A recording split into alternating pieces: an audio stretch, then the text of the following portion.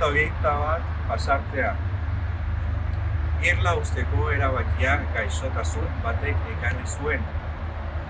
Gaixotasuna ez zen larria ordea. Apendizitis ume batek bultzatu zuen irlaren uztea. Mari Gilles izeneko emakume bat urdaileko inez hasi zen 1930ko urtarrilean. Zamaontzi bat zegoen portuan eta abisu bat bidali zuten Andrea gaixorik zegoela.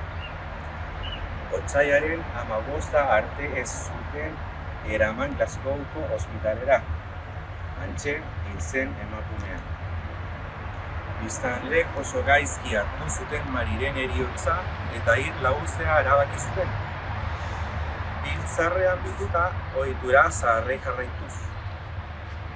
Ordurako 15 gizonezko eta 22 emakumezko baino ez ziren bizi Irlan.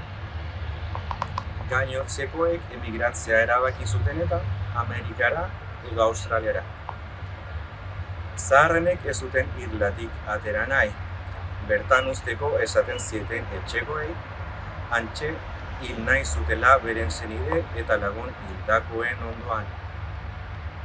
Diotenez, oso gaizki egokitu ziren zen kildatarrak bizimodu berrira. Ez zuten sekula ahaztu aparteko irla gaiztsu harta zuten bizitza.